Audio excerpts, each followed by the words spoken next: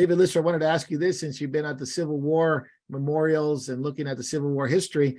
Has there ever been a time like this where the nation is so divided? And do you think it'll unleash a division so much so that a civil war is inevitable? Maybe not a civil war. I'll just clarify. I'm not talking about that dimension of war, but a dimension of war that it may be already in place, which is so divided, there's no way to bring it back. And it's just, we're heading toward a national divorce. What are your thoughts on that?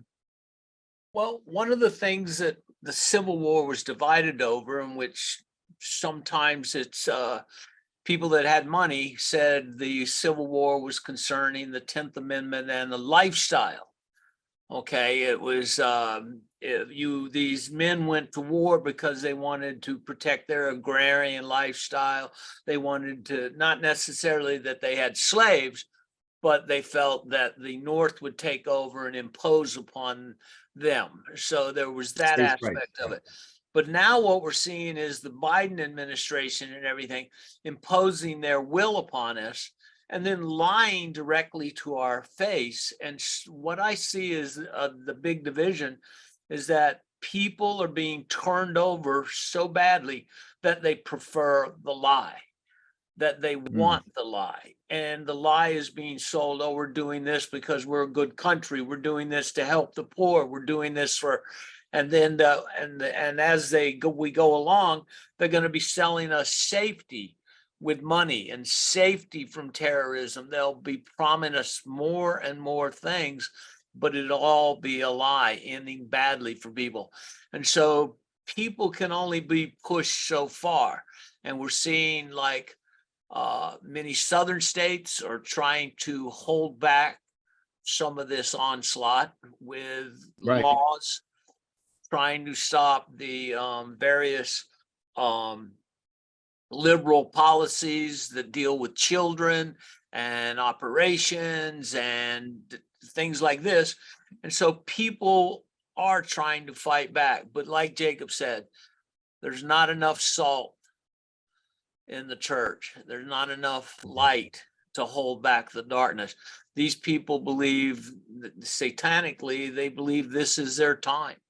And they're pushing. And I don't know if it's going to end in a civil war, because nowadays they can turn us off. They can turn your electricity off. They can turn your fuel off. They can just turn you off. So how will you go somewhere to fight? You know, you might fight on your own front yard or something like this to protect your house, but it's very, very different. But I can tell you this, in the Civil War parks we saw, there was slaughter.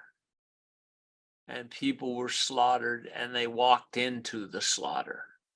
So it was amazing. Just how south here in Nashville, people just wanting to be free walked right into the slaughter of cannons and gunfire that they couldn't do anything about. And yet they tried to stand up for what they believe was right, but yet they died doing it. And I think people will try, but I don't know how much we can hold back the darkness.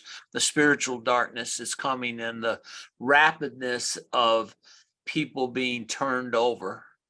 I mean, I know what Jacob said is true. People wanted to see the coming of the Lord, but I don't know if they envisioned what we're seeing now as coming. You know, Yeah, don't desire the day of the Lord. Yeah, you know. Yeah, don't desire the day of the Lord, said Amos.